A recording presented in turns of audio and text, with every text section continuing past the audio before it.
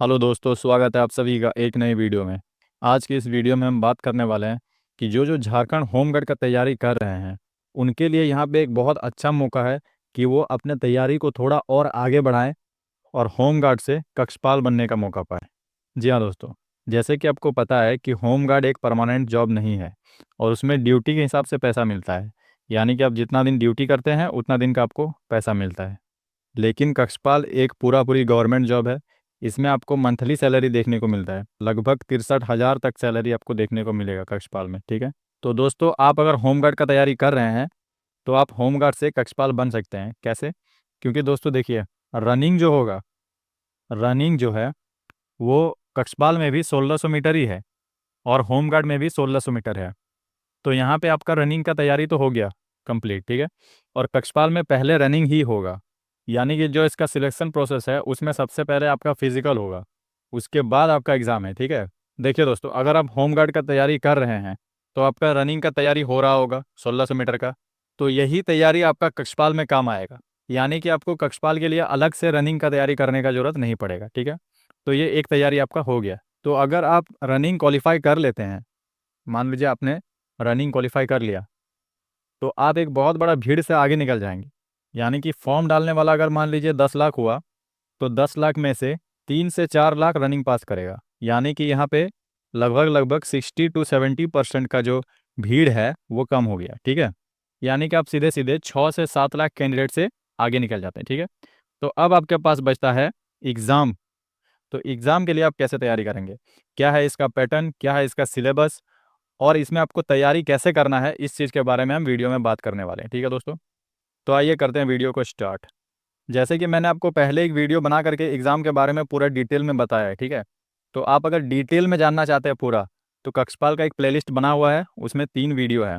एक में कक्षपाल क्या है, इसमें क्या ड्यूटी करना पड़ता है, सब कुछ दिया हुआ है। ठीक है, दूसरा जो वीडियो है उसमें पूरा सिलेबस है, मतलब उसमें क्या पढ़ना है, आपको कितना पढ़ना है, सब कुछ है। ठीक है, तीसरा वीडियो में पिछले बार जो कक्षपाल का एग्ज़ाम हुआ था उसमें किस तरह का क्वेश्चन पूछा गया था वो है। तो आप 3 वीडियो देख लेंगे तो आपको पूरा पूरी एक अंदेशा हो जाएगा कि कक्षपाल का एग्ज़ाम कैसे होता है। हालांकि यहाँ भी हम अगर देखते हैं तो पहले देखिए, कक्षपाल का 3 एग्ज़ाम होता है, कितना, 3 पेपर। ठीक है, तो इसमें से पहला पेपर जो होता है वो भाषा ज्ञान पर आधारित, यानी कि हिंदी और इंग्लिश दोनों में होगा। ठीक है, और इसमें टोटल 120 क्वेश्चन रहेंगे। ठीक है ना, जिसमें कि हिंदी का रहेगा 80 प्रश्न और इंग्लिश में रहेगा आपका 40 प्रश्न। यानी कि टोटल आपका कितना क्वेश्चन हो गया, 120।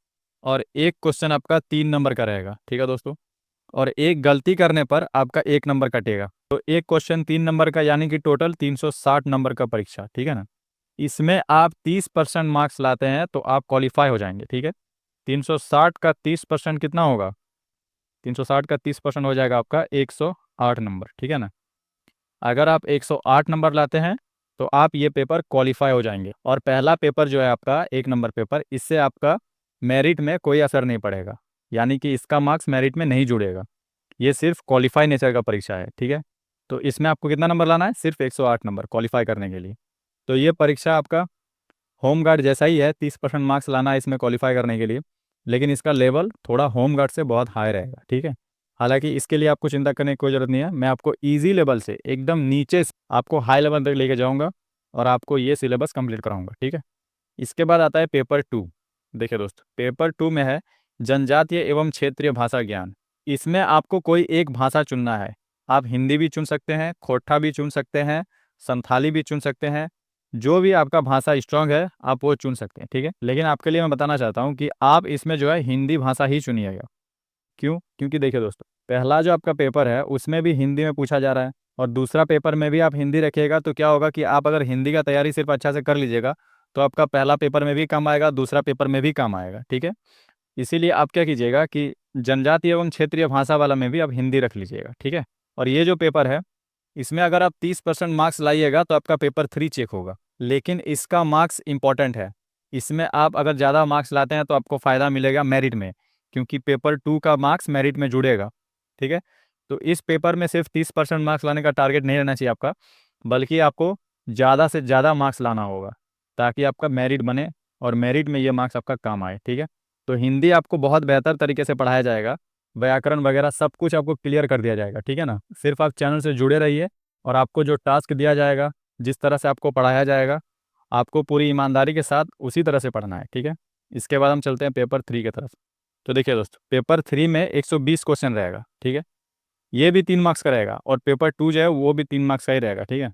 तो देखिए दोस्तों, पेपर 3 में टोटल 120 क्वेश्चन रहेंगे, जिनमें कि सेंट्रल जीके से आपका 40 क्वेश्चन रहेगा।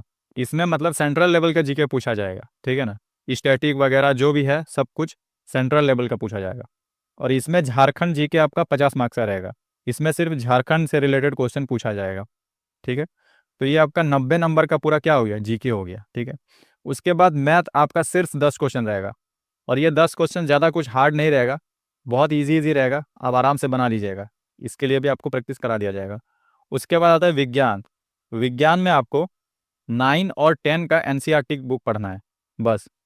अगर आपने ये दोनों बुक पढ़ लिया अच्छा से तो आपका 20 में 20 कोई नहीं रोक सकता है, ठीक है। यहाँ पे आप देखिए दोस्तों, ये जो 3 पेपर है, पेपर 1, पेपर 2, पेपर 3, तीनों पेपर को आपने अच्छा से देखा। आपको इसमें हिंदी का सिलेबस थोड़ा पढ़ना है, बाकी आपका जीके जीएस पढ़ना है, ठीक है। देखिए दोस्तों, पहला जो पेपर होगा इसमें आपको 30% मार्क्स लाना है, इसके लिए आपको चिंता करने की जरूरत नहीं है, आपका 30% हिंदी में मार्क्स आ जाएगा, ठीक है। उसके बाद दूसरा और तीसरा पेपर, इसमें आपको फोकस करना है, लेकिन इसमें भी आपका क्या है, हिंदी है और जीके जीएस है। यानी कि हिंदी आप जो पेपर 1 के लिए आपको पूरा सिलेबस कंप्लीट कराया जाएगा, वही आपका पेपर 2 में भी काम आ जाएगा, ठीक है। बात रहा जीके जीएस का, तो जीके जीएस में आपका याद करने का क्षमता अच्छा है, तो आप आराम से अच्छा स्कोर कर सकते हैं। तो कुल मिला के यहाँ पे बात ये आ रहा है कि आपको अगर अच्छा से रीडिंग करने आता है और आप कोई भी चीज़ याद करने में सक्षम है, यानी कि आप कोई चीज़ पढ़ते हैं तो आपको याद रहता है अच्छा से, तो आप आराम से इसमें अच्छा स्कोर कर सकते हैं। इसीलिए अगर आप 10th पास है, अगर आप 10th पास है और आप होम गार्ड का तैयारी कर रहे हैं, तो आपको ये टारगेट बना करके चलना है कि होम गार्ड के साथ साथ कक्षपाल का भी तैयारी करना है, ठीक है। इससे आपका क्या फ़ायदा होगा, रनिंग तो आपका हो जाएगा। तो ये जो कक्षपाल का वैकेंसी है इसमें आपका पहले रनिंग है, तो रनिंग आपका हो जाएगा, तो यहाँ पे आप लेवल 1 क्वालिफाई कर जाएंगे, ठीक है। बचेगा आपका एग्ज़ाम लेवल 2, ठीक है।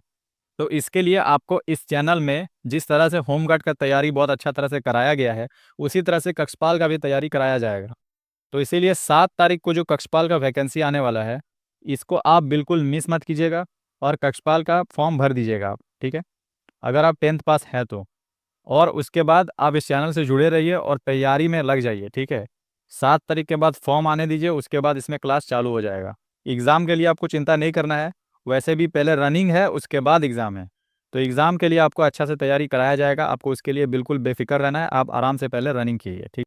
और अगर आप कक्षपाल के बारे में अच्छा से जानना चाहते हैं, क्या है ये पोस्ट और इसमें कैसा क्या ड्यूटी करना पड़ता है, तो उन सब के लिए मैंने 3 वीडियो बना करके रखा है, प्लेलिस्ट में है कक्षपाल के लिए, तो वो आप देख लीजिए अच्छा से।